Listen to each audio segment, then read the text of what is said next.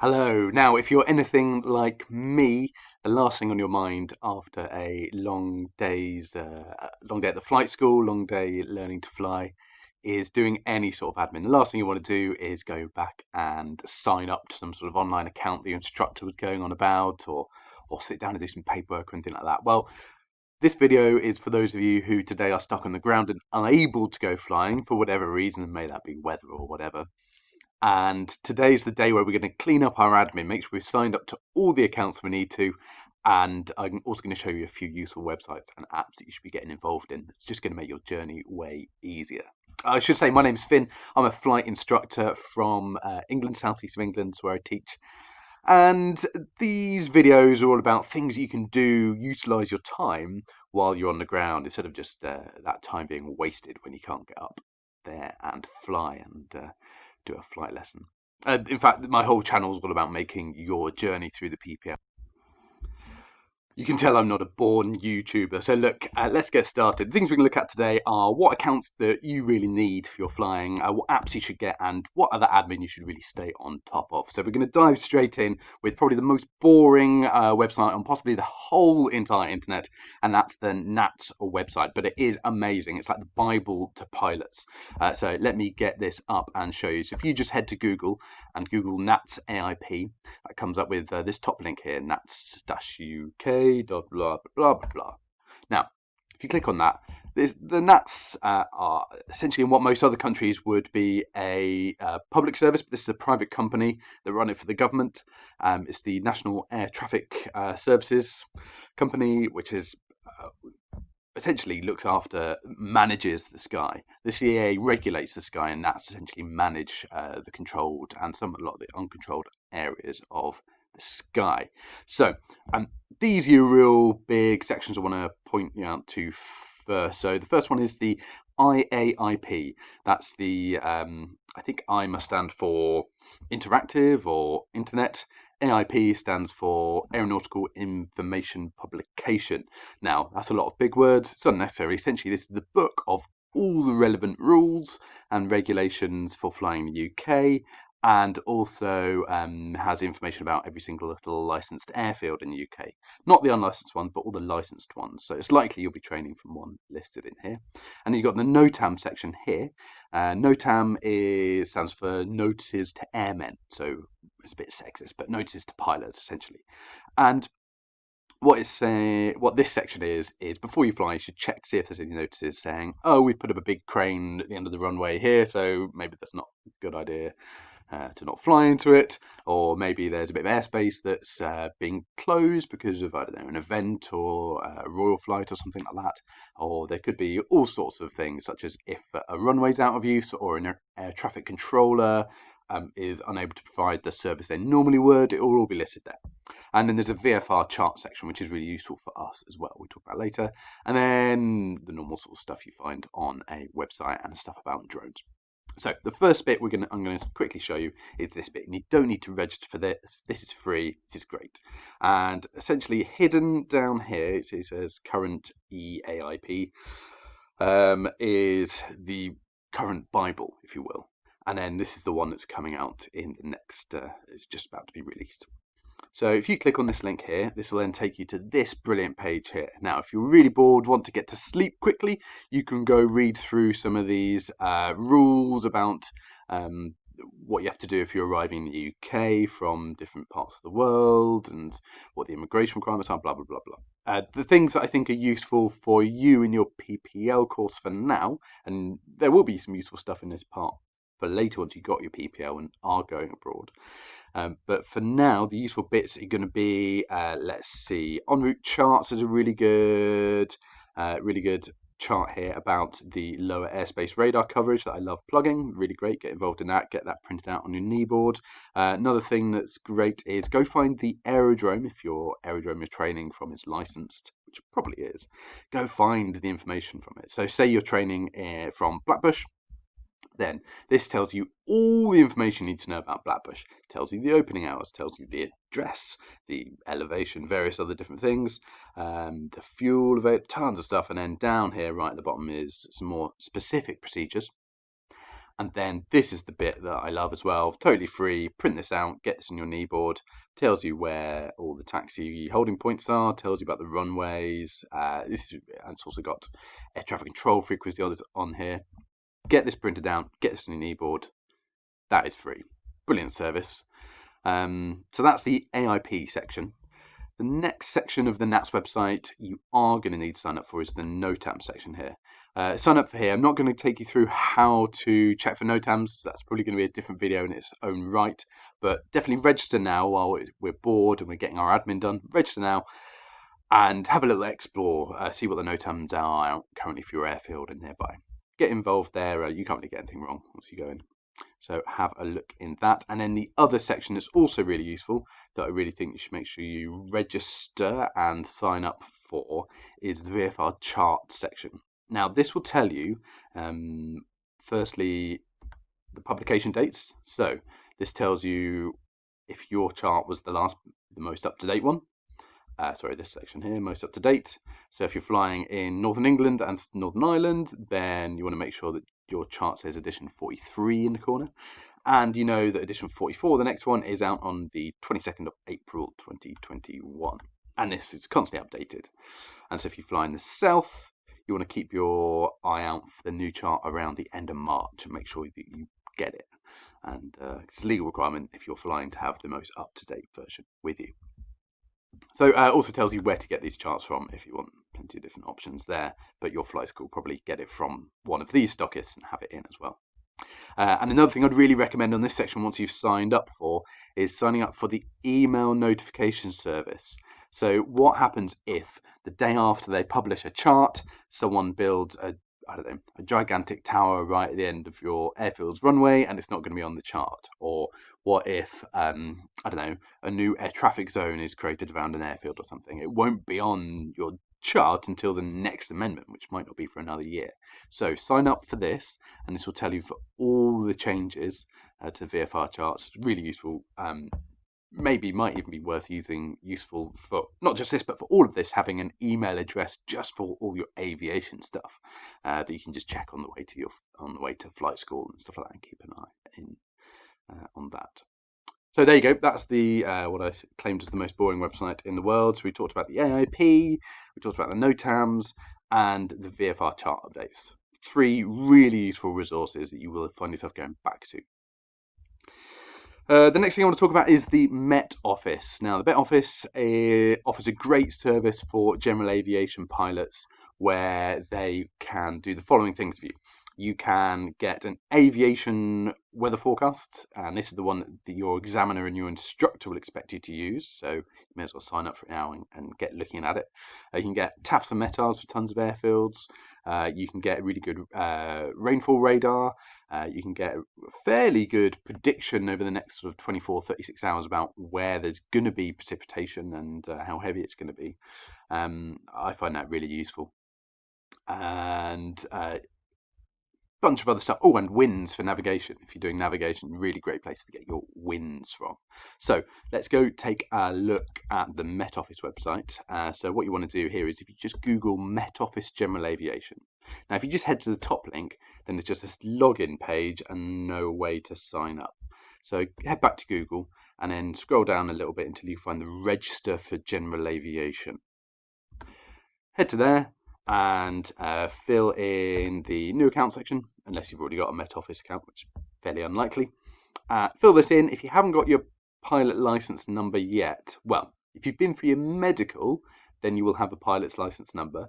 So fill that in. It's the bit that starts with something like GBR, and then there's a bunch of digits with a letter at the end. If you haven't got one yet, you can leave it blank and you still get the sign up the same. It's no problem. And this is all free. This is all free. It doesn't cost anything. So sign up for that. And then once you get in there, let me just log in 1 second. Okay, yes, so I've signed in with my super top secret password there.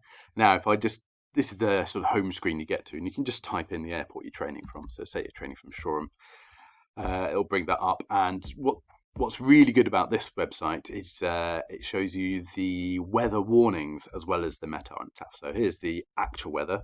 in aviation code, and it's decoded here for you.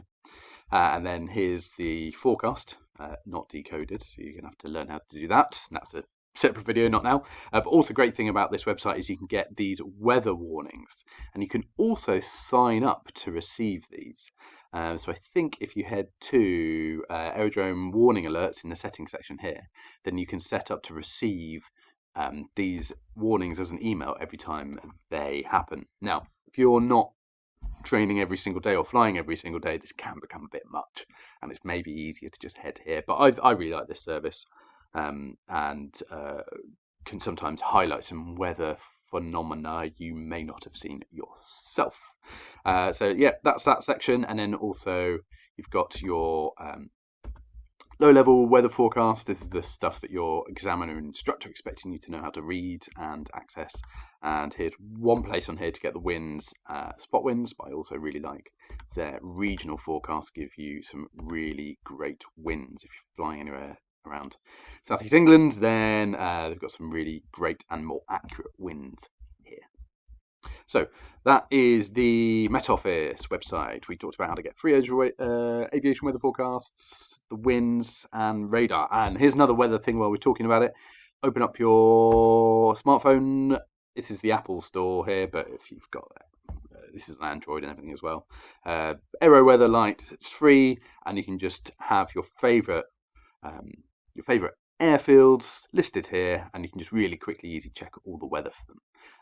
And click on them some more, and it gives you more detail, and normally the forecast as well as the actuals. So yeah, really good, really useful app that, and it's free, so I recommend you get that. Also, if you're able to save the phone numbers of the ATIS, which is the sort of automatic information that's read out on a specific radio frequency.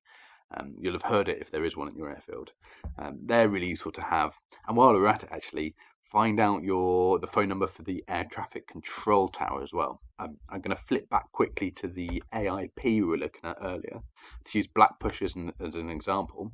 If I go up to the top here, it says right at the top, telephone number, and it says this is the phone number to get through to the air traffic service unit. And in fact, they've also got a mobile number for the air traffic controllers there. So really good. If you're training from Blackbush, save these in your phone. If you ever have like a radio failure or anything like that, you can just ring up the controller from your loud cockpit and say, coming in. It's way better than trying to look out for flashing signals and stuff. Obviously, you need to know the flashing signals and what they mean, but it doesn't hurt to have more safety nets beneath you. So save some of those important phone numbers in your phone book. And I said also maybe an ATIS one, if you're not sure where to find that, check the AIP as we are doing here. And also, if you just Google UK ATIS phone numbers, this is a little bit out of date, this web page, but it's useful just popping a few of these in if any of these are airfields you go to frequently. Okay, next up of admin things to sign up for and or get involved in and or bookmark on your web browser. Fly Magazine. I find the students that I fly with that read this, they're up to date, they speak the pilot language, find learning piloty terms a lot easier because they're sort of more immersed in it already. So this magazine's great. For starters, it is free. It used to cost about £30-40 a year to subscribe to. Now they're doing it for free. I guess they've changed their model, but you can sign up to their they call it the club, and you get free landing fees. This is really good to do after you get your PPL. Get some free landing fees. This is a really good incentive to go to places you wouldn't normally go. I've gone to some fascinating airfields I would never have visited with these free landing fees. Also gives you a sort of slightly different GA weather forecast from this guy that runs the weather school. I really recommend doing that. So get flyer.co.uk in your browser's bookmarks. Here's the magazine, and you can just click on this and you can just essentially read it for free. It's absolutely brilliant. So here it is. There's the magazine, and read the magazine free here. And here is our free, really top-notch magazine about general aviation in the UK. So it's all relevant. It's not like reading American things that sometimes haven't got anything too useful. So tons of stuff in here. I really recommend reading that. But also sign up to the club there, and you can get really good weather forecast from. Let's see if there's a picture of him. Yeah, Simon Keeling, that's his name. Really great weather briefing, which, in fact, if you can afford it, I'd probably recommend going on his course as well. I've not done it, but it looks really good. You can tell he's going to be a good teacher already. All right, that's enough sucking up to Simon Keeling. Next thing we're going to look at is the CAA's website. So at the moment, we've not really come close to talking about the CAA. But sometimes they change the rules on certain things. So whether that be medicals, what you have to do for that, or licensing, and there's probably going to be quite a few rule changes in the near future. I'm recording this in January 2021. We've now left the EASA regulatory sort of scheme, so there's probably going to be a few changes there. So a really great way to stay up to date with these is to get the CAA to send you an email when there are changes that are relevant, instead of you having to look around for them all the time. And so if you go to Google and Google CAA Skywise, you can basically sign up for subscribe for emails that do exactly that. So if you just come here, there is an app and stuff and a bunch of other stuff, but I find the best thing to do, just hit subscribe, pop your email address and your name in here, and then go down here, tick private pilot aeroplane, and subscribe. And if you want to, if anything else here is of interest to you, then also tick that. So maybe you're interested in Brexit stuff. Maybe if you want to click flight training private, then feel free to. There's quite a lot of technical stuff that might only make sense to examiners and instructors there, but it doesn't hurt you seeing those emails. And also, actually, another one I would say definitely tick is airspace change and airspace alerts. Really great, because come the summer, there are lots of flying displays and big events where they close off little sections of airspace for periods of time. And these give you advance notice way before they are in the NOTAM system, and also way before that happens. So it's really good to get a little heads up on that, and the important ones you can put in your calendar. So that's the CAA. Make sure you sign up for alerts to the changes of the rules. And then the next thing is not on the computer at all, and it's your logbook. I know now at the moment it feels like you can't imagine a time when you wouldn't want to fill in that next line of your logbook. But there will come a time, hopefully when you're flying loads in the future, where you sort of come home from a long, successful flight and you think, oh, I'll do that some other time. And this can quite easily build up. And I have to say, this is one thing that I struggle with the most. So I come home from a hard day's flight instruction, and actually I want to sit down and relax instead of doing my paperwork and my admin, which is what I really should be doing.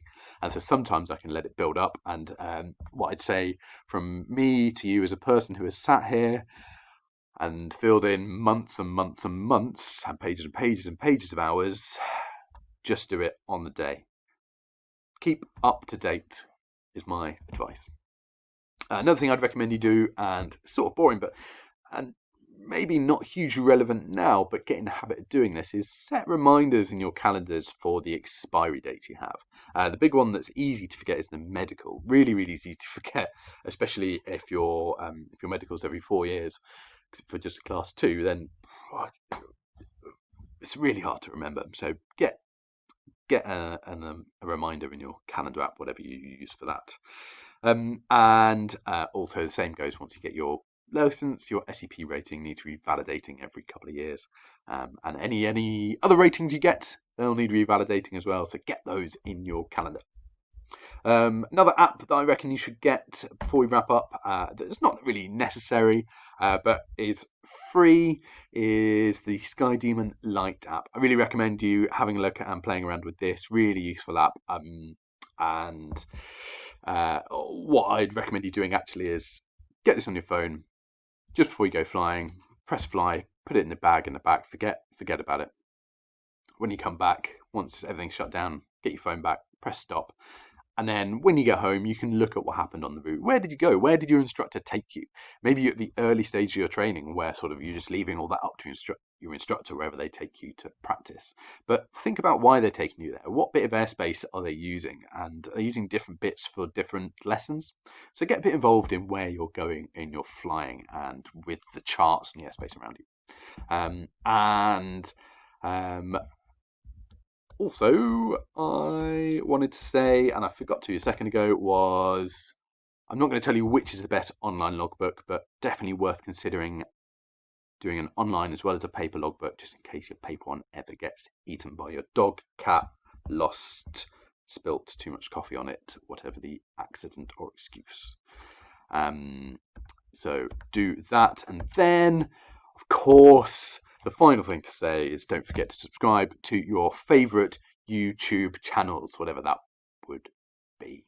So really recommend getting on top of all this admin now. Sign up for all the accounts while it's boring and you can't fly. And then it's done, and really get those bookmarks set up on your web browsers so they're easy to go to. Get those apps downloaded on your phone, and get those email mailing lists signed up for, so you don't really have to go searching for the information. It comes to you. This stuff is going to make your flying way easier, way more efficient, and you'll hopefully start to speak more of the language the more you're immersed in this as well. So thanks very much for watching this video. If you've got any questions, comment down below. I'll try to get back to you. And enjoy your flying when you do get up.